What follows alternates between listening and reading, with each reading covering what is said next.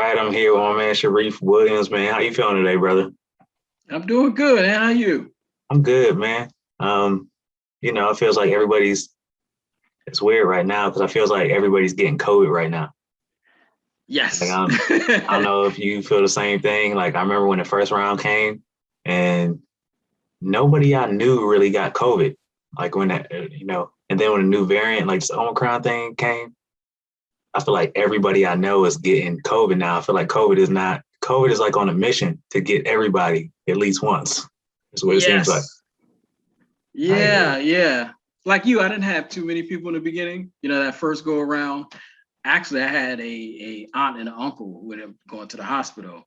But they ended up, surviving and coming out. But besides that, like, friends near my age, no one really I knew who had it. Maybe one or two, but that was it. But now it's like other kids, parents, Yeah, friends, everybody's having whole it. So households. I've seen like a couple people were just like their whole household got it. Man, it's going crazy right now. yeah. But yeah, and your kids' sports got canceled, right? Like we're about to get on the topic of sports and coaching, and you was telling me how your kids before we got on here how they canceled basketball for a little while, right? Yeah, it's paused. It's paused. Oldest son, his league is paused. My middle son, he's playing in two leagues, Naeem, and one of the leagues I coach, and that's paused until January 18th. And then the other league, which is more competitive, they're going to start practicing again this week, and then I think their games are going to go next week. But this weekend's games were canceled. So Okay, you in Maryland, all right? I'm in West Virginia. We haven't shut anything down yet, but it takes a while. It takes a lot to shut some stuff down in West Virginia. yeah, So we'll see. We shall see what goes yeah, on, what happens with that. But as we're on the topic of coaching, my son's playing basketball. This is his first year. He's trying it out. I had to ignore the itch to coach. I never coached basketball. I still kind of wanted to coach, but I was like, I took a step back. But you've been coaching your sons for a little while now, and like that's and I know you also play basketball too. So when you finished playing basketball, was coaching something you always wanted to do? You knew you wanted to do it, or like did your sons like have some influence on that decision for you to start coaching? no, I never wanted to coach. I played youth leagues. I played in high school, and then I played a year junior college. And that last year of junior college, I was like, fuck it, I don't want to play this anymore. I was burnt out. Yeah. So I didn't want to play. I didn't want to coach anymore. It's not like I had a whole lot of options of playing anyway. I could have played Division II or maybe a really small, Division I, maybe HBCU, but Mm-hmm. I didn't feel like playing. I didn't feel like going to school anymore, really, to be honest, at that time. So by the time I started having kids, I ended up having boys, another boy, and I'm like, okay, I know they're gonna get into sports quick. Not like girls can't get into sports, but I know they're gonna get into sports quick. I'll help out. Yeah. And that's kind of how it was, the That's how first it year. starts. Yeah, I'm like, all right, I'll help out. And then I got that email, and they said, yeah, we don't have a whole lot of coaches. Could you be the head coach? That was actually one kid. The other kid, I was an assistant, but the guy was a baseball guy, Mm-hmm. and he was a baseball guy that really knew baseball, but not a lot of basketball. Yeah. So I'm kind of there, with the clenched teeth on the sidelines, like, I think why don't we try this, Mm-hmm. But it was cool though. He was a nice guy, and I said, okay, if I do this again, I'm gonna have to do it by myself. But simultaneously, the other son, they needed a coach, so Yeah. I said, okay, I'm gonna coach this team, and it was I was like, it was cool. It was Yeah. cool. And to be honest, the reason why I didn't say initially, yeah, I'll be the coach, I'll be the full-time coach, because I'm an introverted person. Mm-hmm.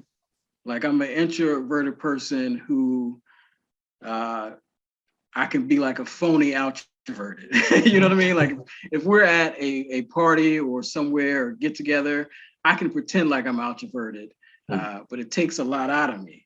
Yeah. And coach is kind of the same thing. You have to talk to the kids, you have to talk to the parents, you have to meet everybody and greet. So it was like me being introverted for a little bit of time, but it takes a lot out of me. Then I go back to being more introverted. Okay. Okay. So are you saying that you said coaching takes that same energy from you? Like that, from you when you're coaching, you got to be kind of an extrovert. You kind of got to be a people person. You kind of got to interact with everybody. And it's like, boom, once practice is over, you drained. Yes. Because kids, you being around youth sports, that kids, they feed off their energy. Yeah. And if you're coming in and you're not so enthusiastic with it, they're gonna be like that too. So you gotta come with that energy, and the parents too. I've learned this. They want to know that their kids are in good hands. Yeah. I had a coach. I had a parent who was like, this is my kid's first year. A lot of times it was always like, this is my kid's first year, and they're nervous about playing. But I had a parent, excuse me, and he said, this is his first year, and he's kind of more on the immature side and shy, and I didn't know how it was going to be. But that first practice, I knew he'd be okay with you. So, and that was just me being energetic and welcoming and all that stuff. But yeah, that takes a lot of energy.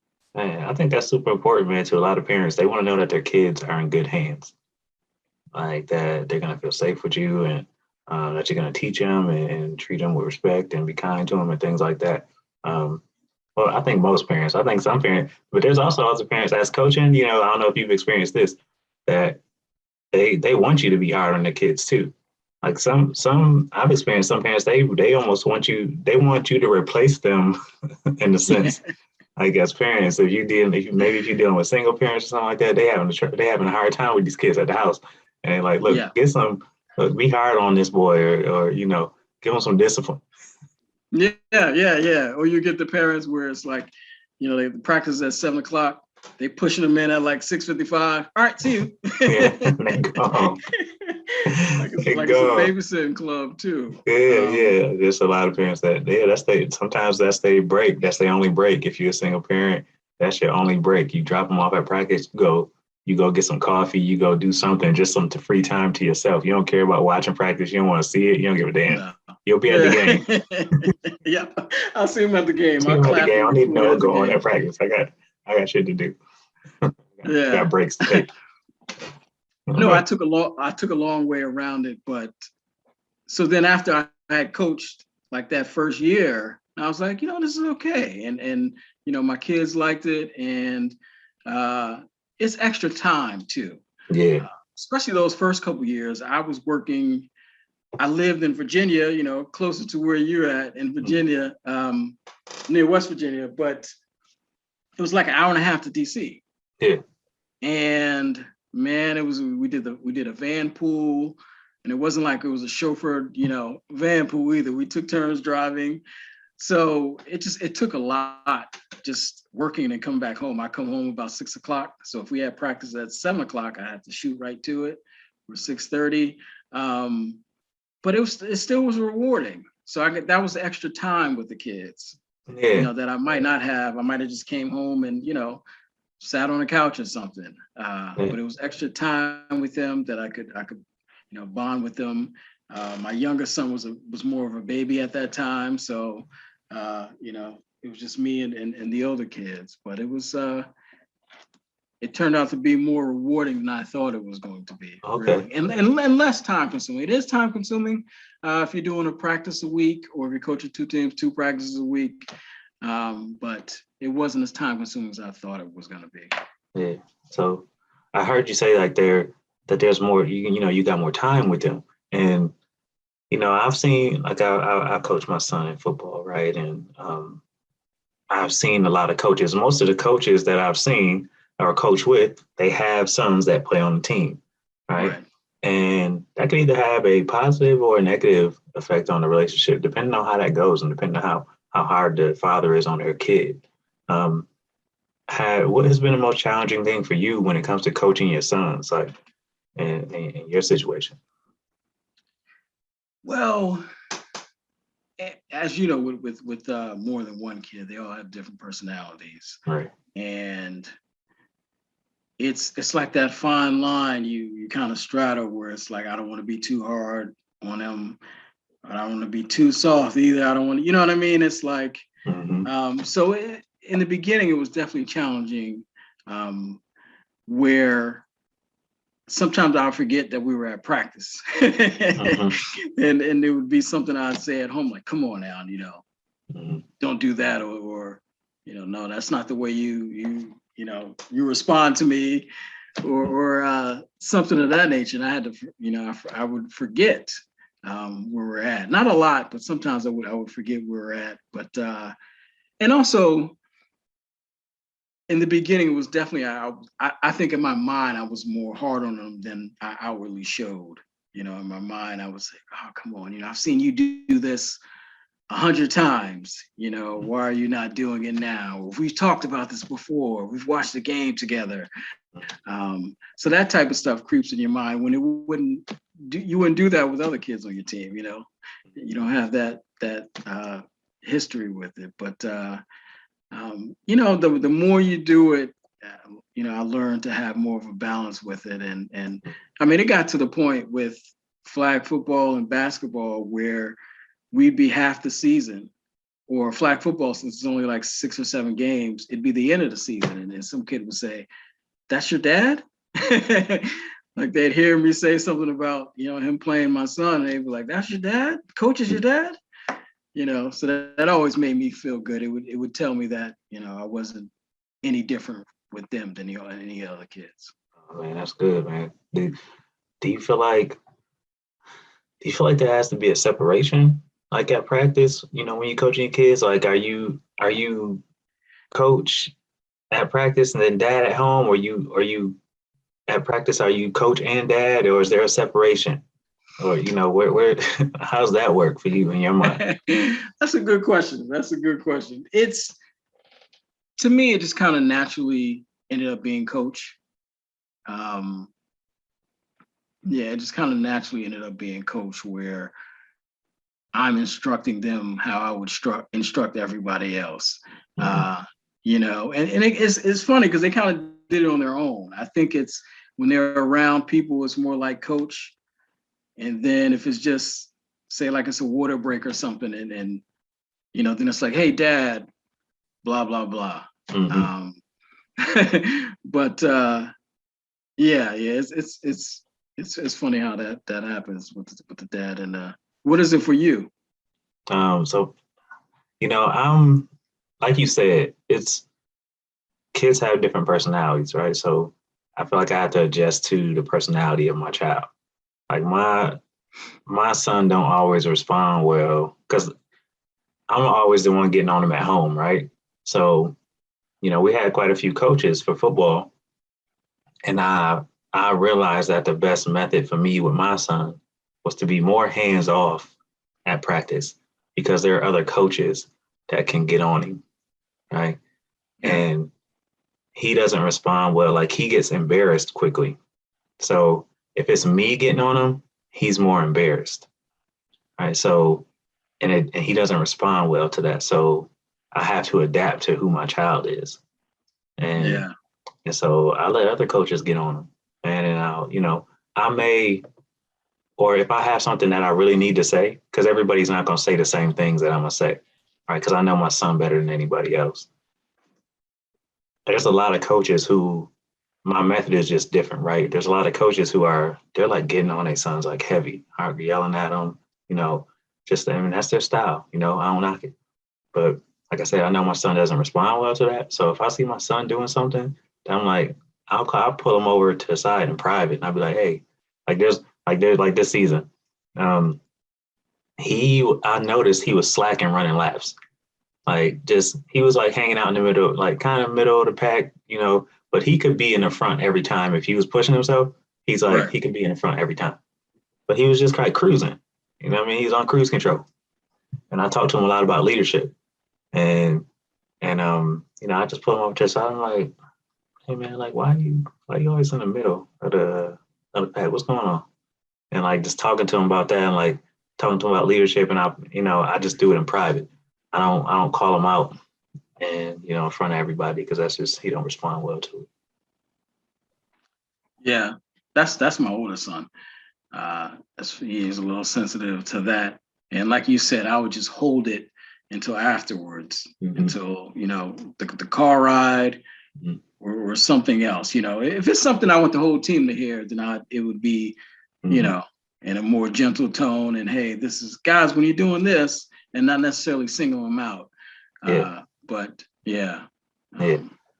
But also like, man, I think we as fathers, we can get, and I don't know if you can talk about this, if you've experienced this, like our kids sometimes they have their own idea. Like we have our idea of what leadership is and what they should be doing, but they may also have their own idea of what it is, and it could differ from ours. Right. And like for example, I talked to my son, like one time I asked him, like, man, like what's going on? Why you running like in the back of the pack? And he's like, I'm running with so and so, right? Like trying to encourage them and I'm like, okay, like I could have like been like just yelled at him, like, get up, get to the front end, what are you doing? Yeah. But like, but he's got a plan in his mind, or he's trying to be a good teammate. And so I still gotta talk to my son if like what's going on in your mind first before I just outright chastise him about what he's doing. But then we can have a conversation about that, right? And take it from there. But Yeah. do you feel like you and your sons have the same ideologies when it comes to leadership, or do theirs differ from yours? That's a good question. I think again with the different personalities, I think one kind of veers more towards my thinking, but I think also there's things that I've talked to them about over the years, non-sports related, that they've heard, they've picked up on. So in a leadership sense, you know what I mean? Like far as them being at school and not following someone else and helping, both of them were they had like a tag, and I forgot the name of it, but basically it was like an anti, bullying campaign. It's like a buddy. Mm-hmm. I don't want to say bully buddy. That don't even sound right, but you know what I mean, like the anti-bullying campaign. And they all were a part of that. Where if there was like a new kid, they would go and sit with them and greet them and say welcome to our school, all that stuff. I say that to say that just overall life lessons and leadership lessons kind of lead into the sport. So we do have similar leadership takes, and I think a lot of that was just me, the things that I would say to them growing up. So yeah. What are some? Okay, go ahead. I was gonna say I did have a question. We were talking about before about getting on your son at practice with the games, and then how did you feel when someone else was getting on him? Was there ever a time where in your head he was like, I don't really like the way I don't like the way he's talking to my son? Or I don't think I've ever experienced that, man. My son is he performs pretty well usually, right? Usually when they get on him, it's about little stuff. Sometimes my son attitude, like he's had a couple moments where his attitude wasn't right. Like he can lose it sometimes. And I think, especially when I'm right there, because I'm always there. Even when I wasn't coaching, I was probably at practice every day.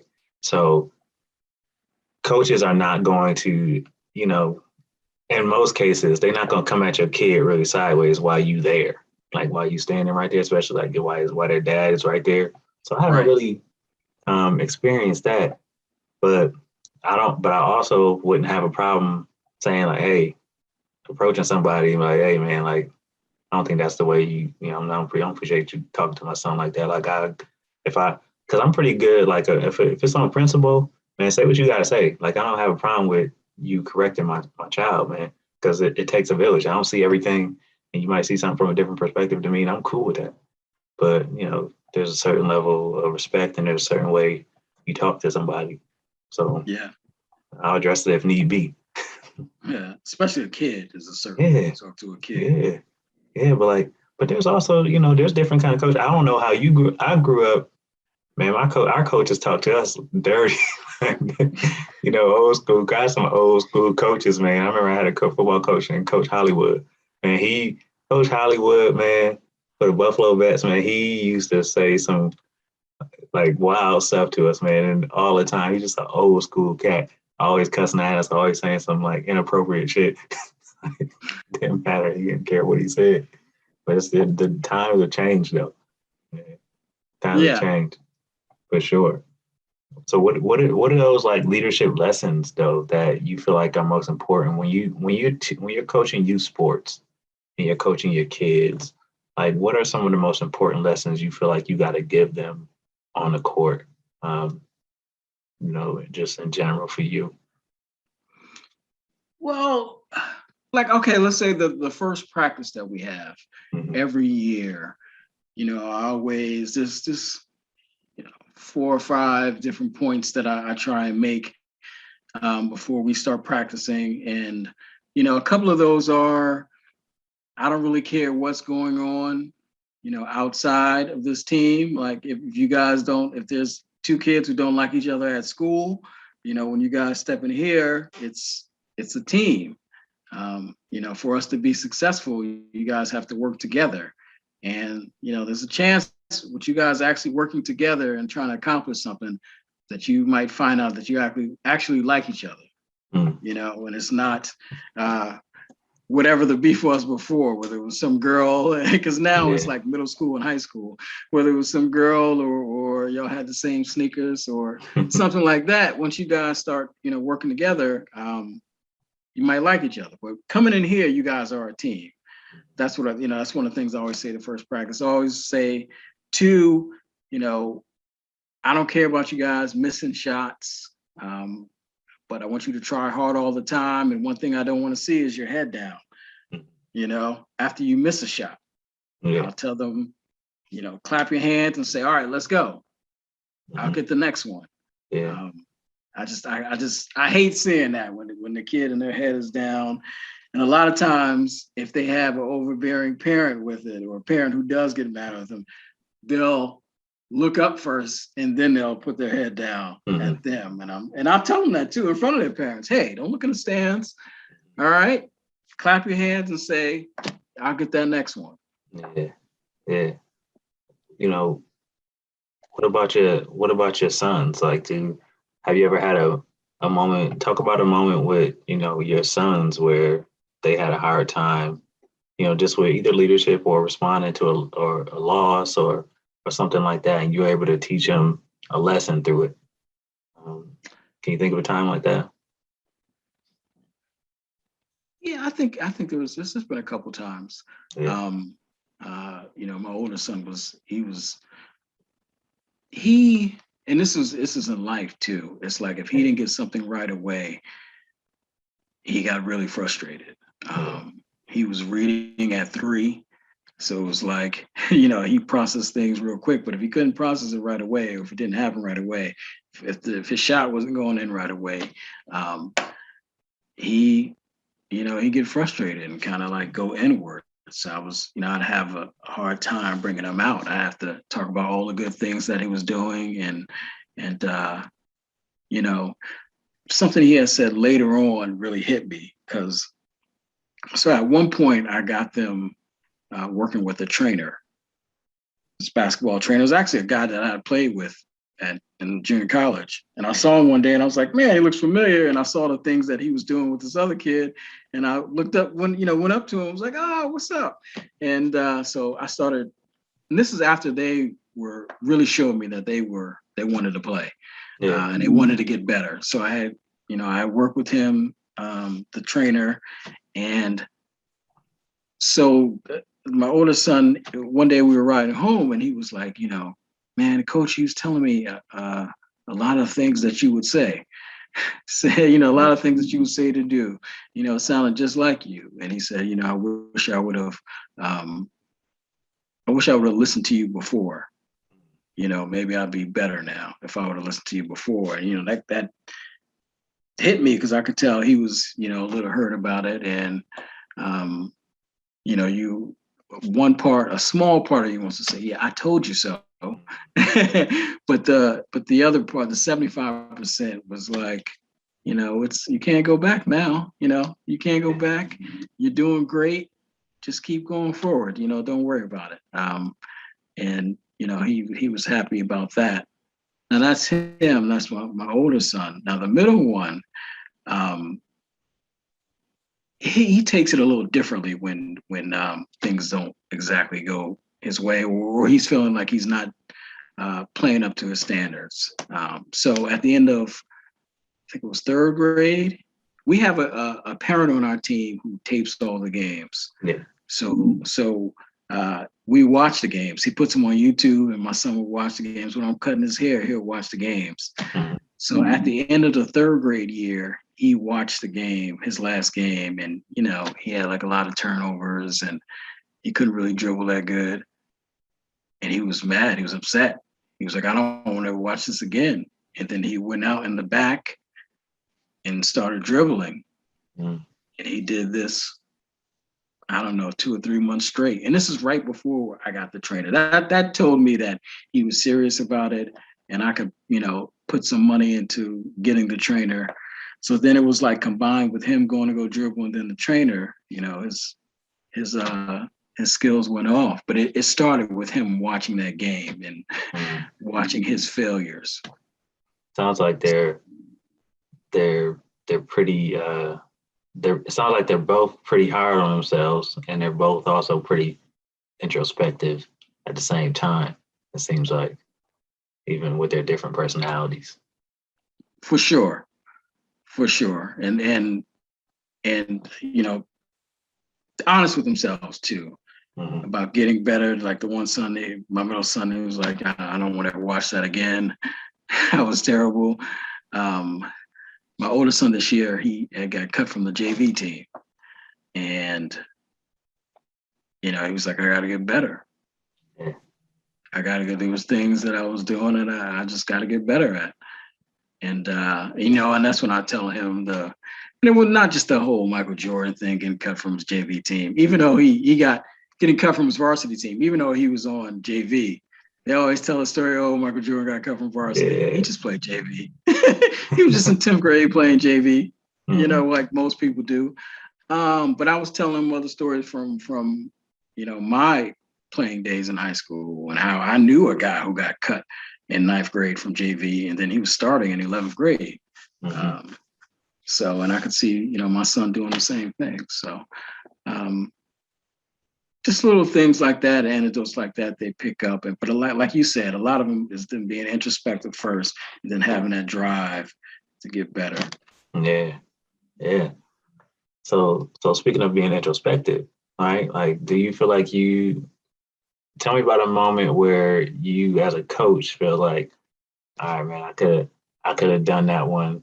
I could use a redo on that one, or like just a coaching moment, maybe with your sons or somebody, where you're like, I could have handled that differently.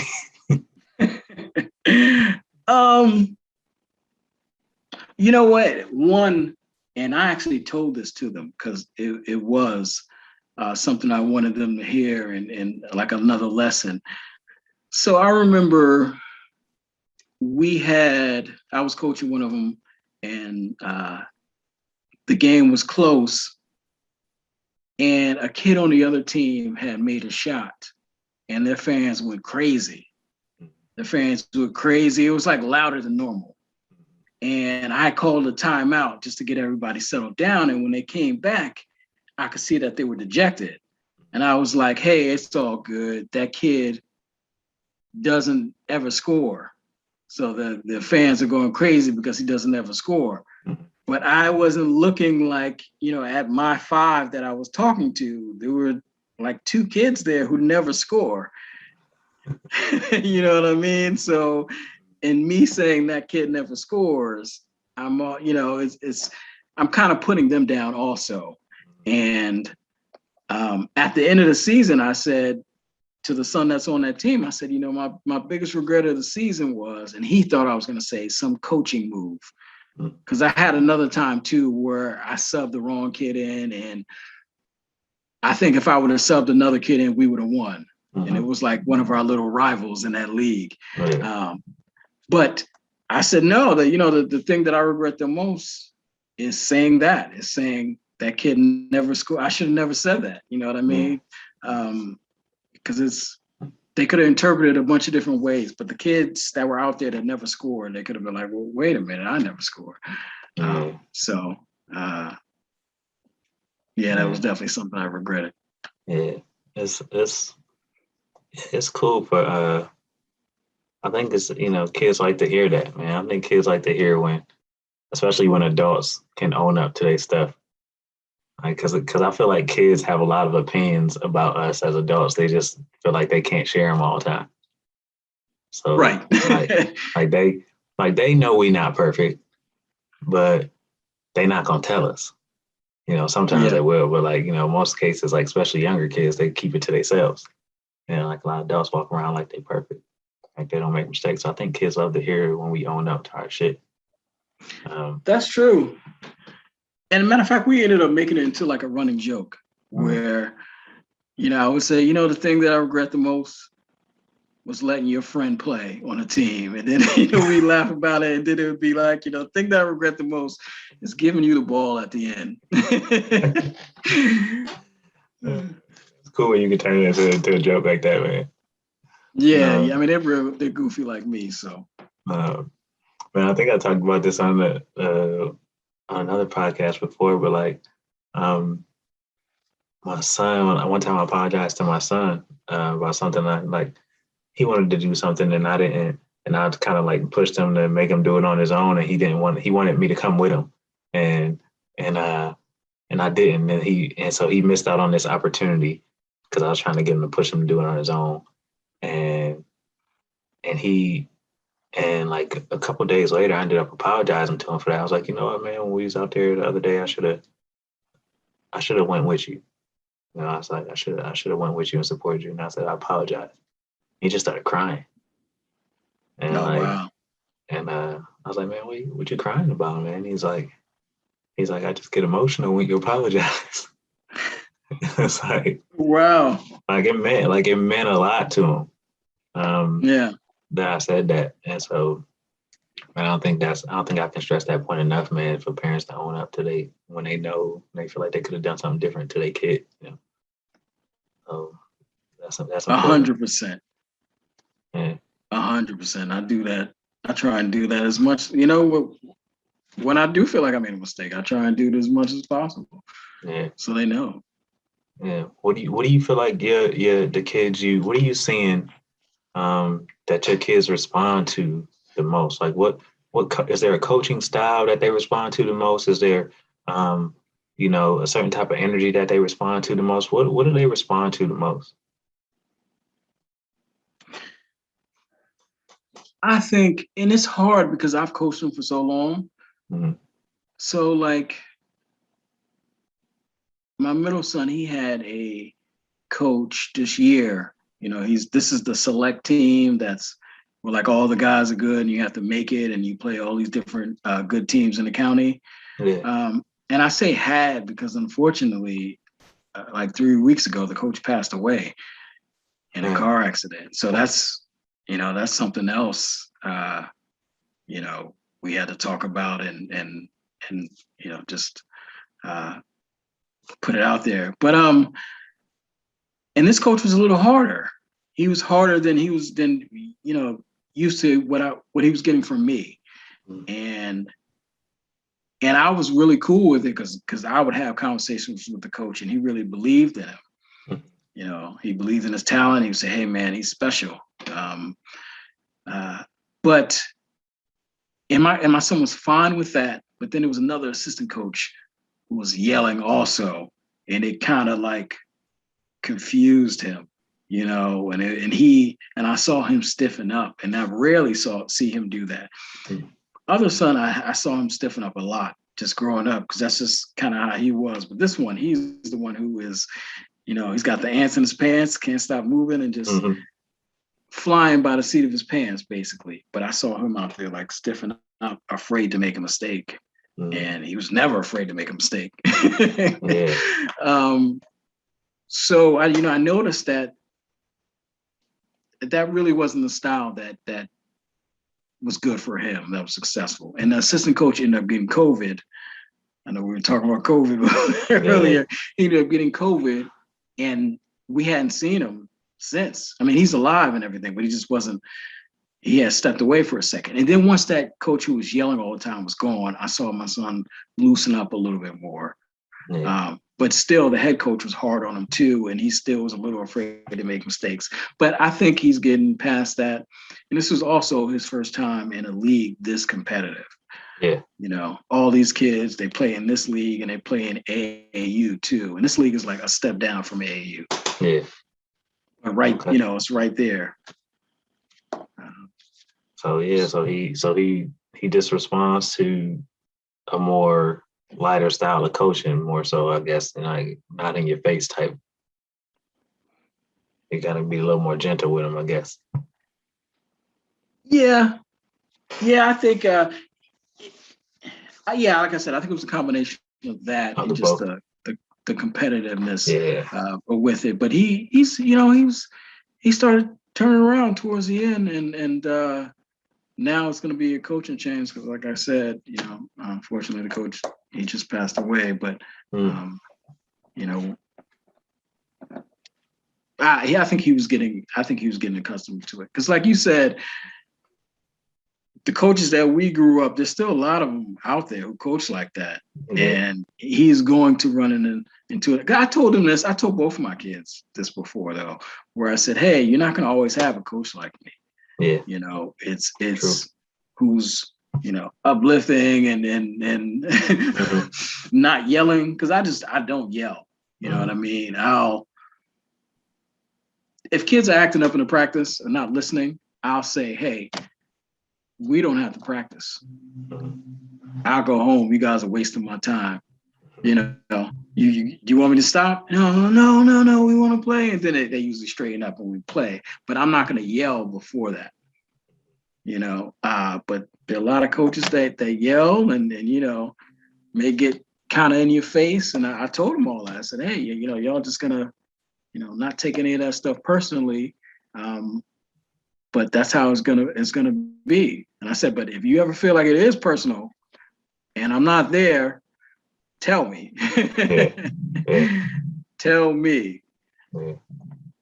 But like you, I am there 90% of the time if I'm not coaching. What do you think it's like?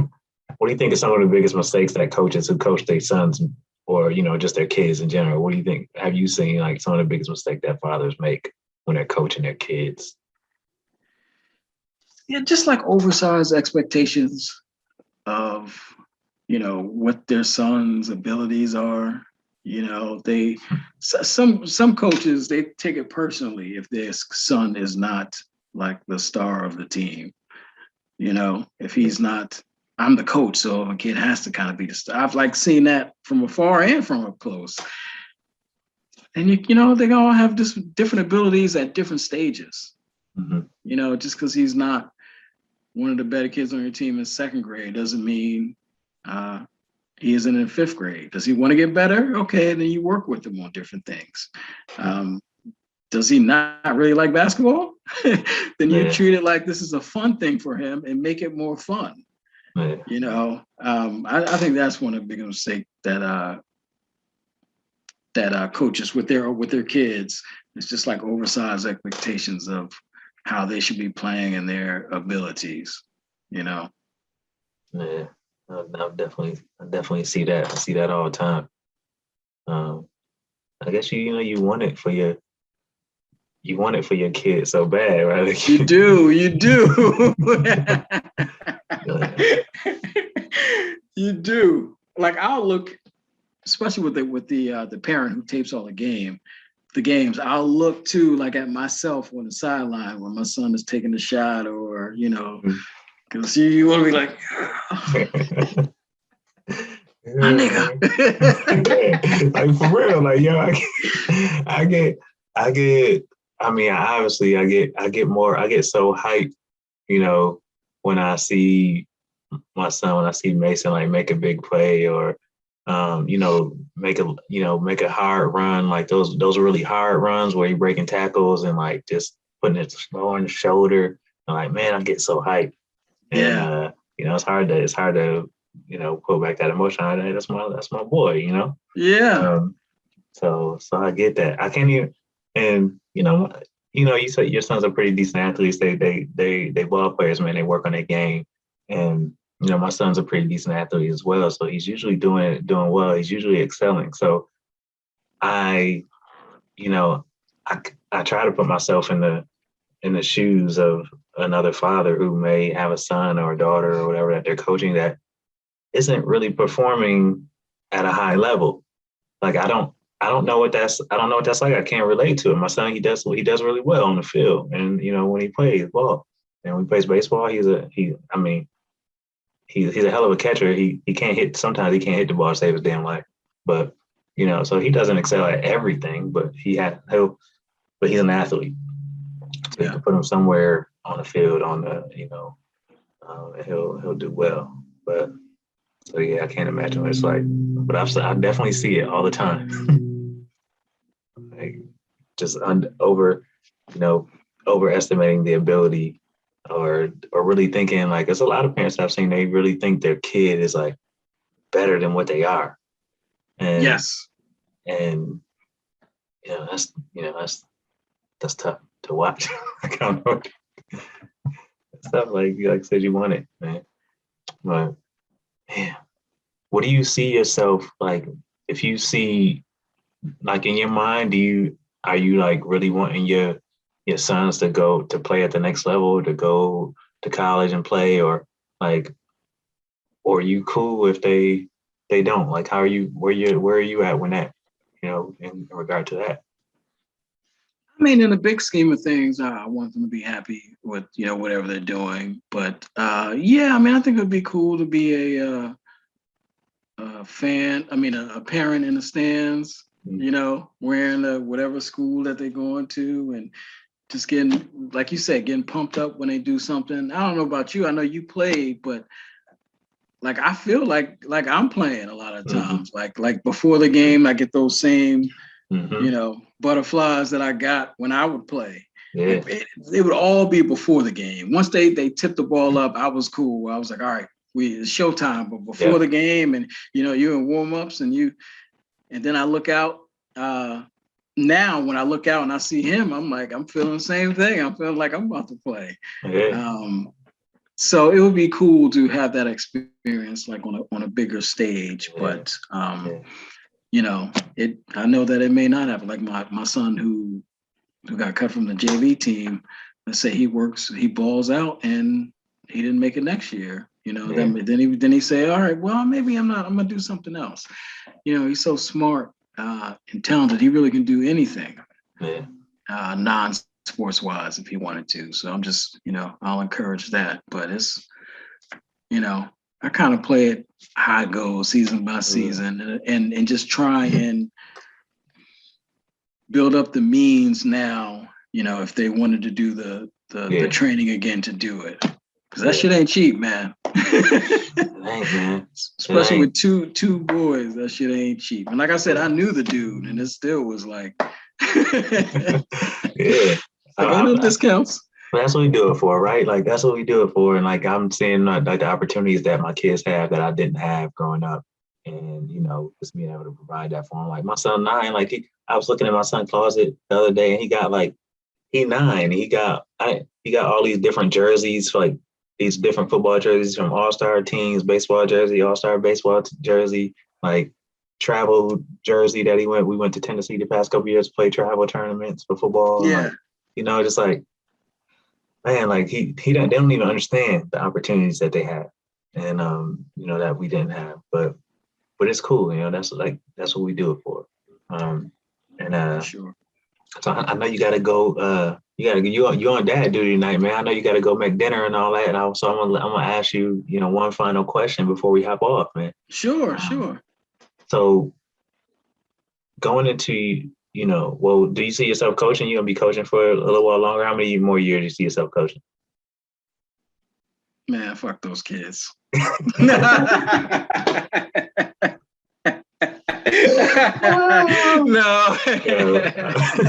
no. And I've said that to you in a joking manner before, but really, as long as my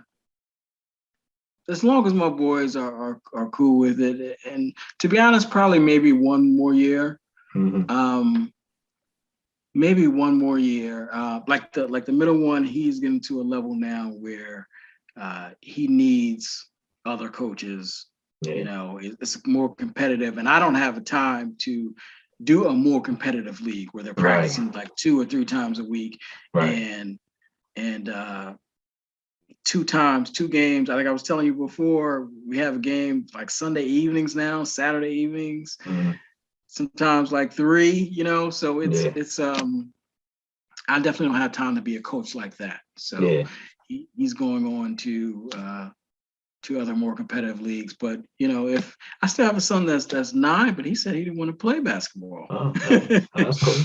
Well, he didn't want to play basketball this year, and he's doing other things, his gaming stuff. He might be the next EA gaming champion. Hey.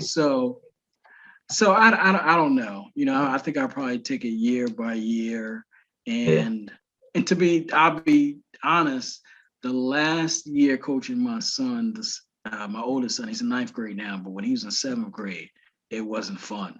Yeah. Like he had a couple of his buddies on there, and I'd have to say, hey, we're gonna stop practicing. Let's get this together.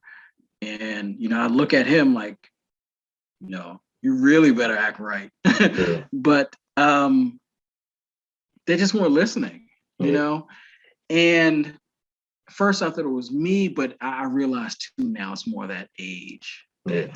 And this is probably another conversation, another podcast, but like that age, people say high school, the kids are changing and doing things. But to me, having boys that were in 6th and 7th grade before, to me, that's like the age where they start changing and get real attitude-y, and it coincides with puberty, I think. But it's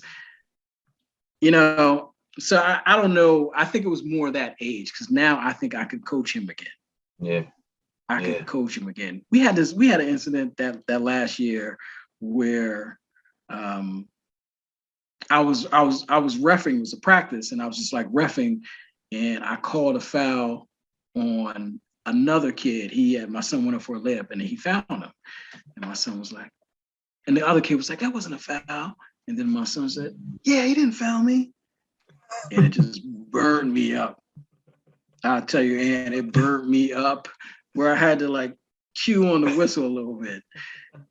Because he did foul me. I'm the ref and I'm seeing it. I'm not even calling all the fouls. But that one, he hit him hard. But the other kid first said, his friend, I didn't foul him. And then my son said, I didn't foul him. I mean, he didn't foul me.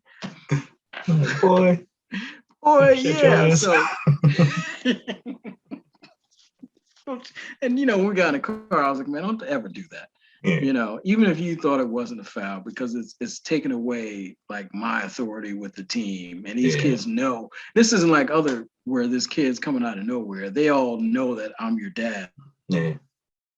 Because they're your friends. A couple of them are your friends. Don't do that. Just taking my authority away. So, long story short, I didn't have fun coaching that last season, and it was a lot of because of their attitudes.